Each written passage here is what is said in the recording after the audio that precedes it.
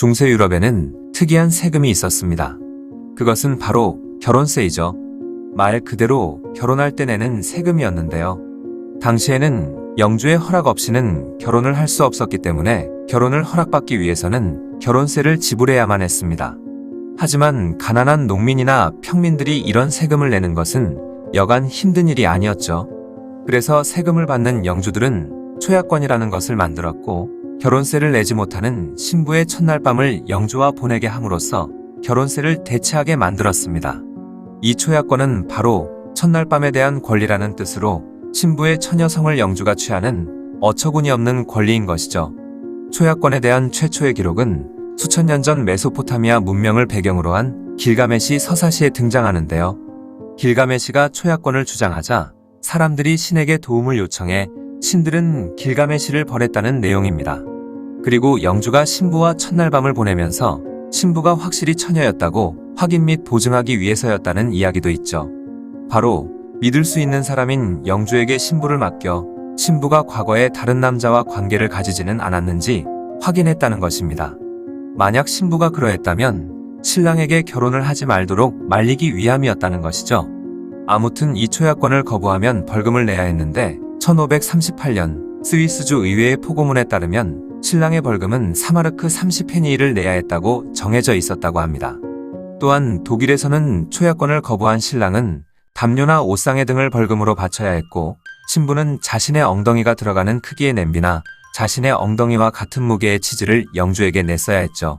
이 벌금을 바치지 않으면 결혼 승인을 받을 수 없었습니다. 중세 유럽의 일부 지역의 경우에는 너무나 가난하거나 빚이 많았던 농민에 한해서만 초약권을 사용할 수 있다 라고 명시되어 있는 경우도 있고, 결혼세를 내면 초야 의무를 대체할 수 있었다 라고 기록되어 있죠. 하지만 초약권이 중세 유럽 전역에 걸쳐 있던 권리는 아니었던 것 같은데요. 이 중세시대 초약권에 대해서는 있었다 없었다 하며 여전히 팽팽하게 대립되고 있는 중입니다. 그러나 역사는 승자의 기록이라고 하기도 하는데요. 이 초약권이 엄청나게 과장되고 확대, 재생산된 시기가 있었는데 그때가 바로 18세기 말 프랑스 혁명 시기이죠. 당시 혁명을 성공시키고 귀족들과 왕족들을 시민의 적으로 몰아가기 위해 초약권이라는 기득권들의 성착취는 시민들을 선동하기에 안성맞춤인 소재였던 것입니다. 초약권이 실제 존재를 했든 안 했든 지금의 초약권에 대한 수많은 썰들은 이때 만들어지고 고착화되었다고 보면 되죠. 당시 초약권 같은 건 없었다고 주장하는 사람들의 주장은 이러한데요. 일단 초약권이 있었다는 근거가 되는 기록이 없다시피 한 것입니다. 다만 일부 지역에는 교회에서 발급한 면죄부 종류 중에 초약권을 행사한 사람에게 준 면죄부가 있어서 있는 곳도 있었다고 여겨지고 있죠.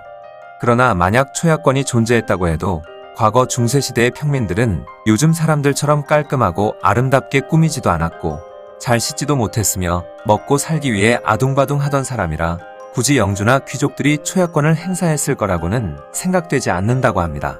이름난 가문들에게는 자기 가문의 역사를 기록한 것이 있기도 한데 그런 기록에서 초약권에 대한 기록은 매우 적고 평민들 자체를 아주 미개한 존재라 여기면서 거의 짐승과 같이 보고 경계를 했으면 했지 그들을 매력적인 인간으로 보지 않는다는 것이죠. 거기다가 영주 입장에서는 굳이 더러운 평민 따위와 고귀한 귀족인 자신이 살을 맞대며 관계를 맺어줘서 그 평민 여자에게 은총을 내리는 일을 할 이유가 전혀 없었습니다. 그리고 만에 하나 마음에 드는 평민 여자가 있으면 그녀의 부모를 꼬시던지 아니면 본인을 꼬시던지 해서 돈 좀 주고 첩으로 삼으면 되었으며, 지독히 가난한 평민 입장에서는 영주가 자신의 딸을 첩으로 삼는다고 하면 옳았구나 하고 영주에게 딸을 보내 가족들이 다 먹고 살 수 있는 돈을 받을 수도 있었기 때문에 오히려 더 이득이죠. 그러니 영주는 굳이 위생이 좋지 못하고 성병의 위험이나 후계자 문제들을 야기할 수 있는 초약권 같은 걸 행사할 이유가 전혀 없는 것입니다.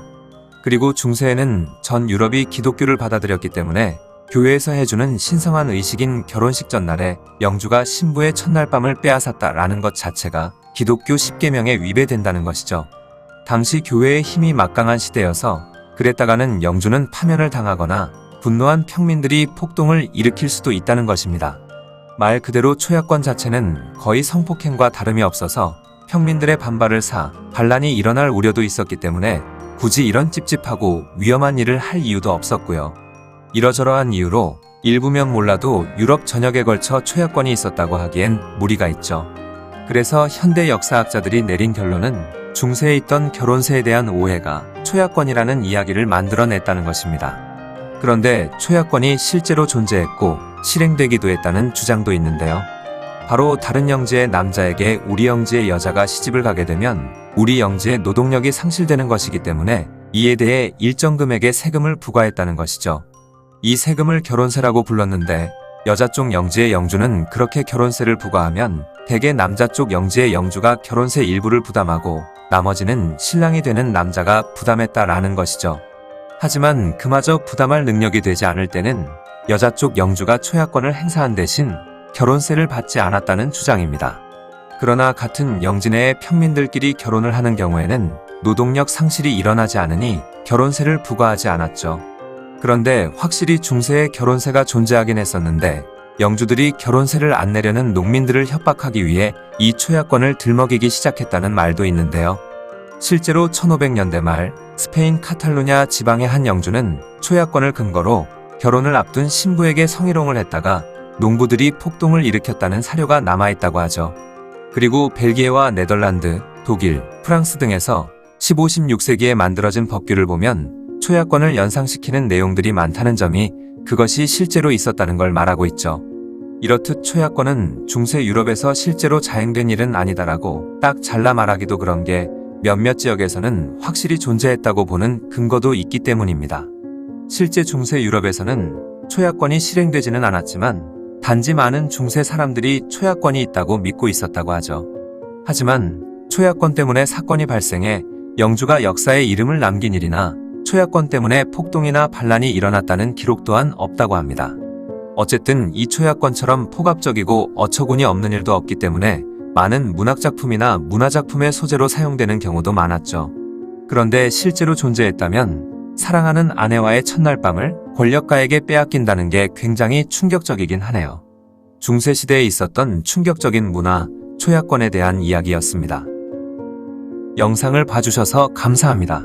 더 재미있고 유익한 영상으로 다시 찾아뵙겠습니다. 구독과 좋아요 꾹 눌러주시고 댓글도 부탁드려요.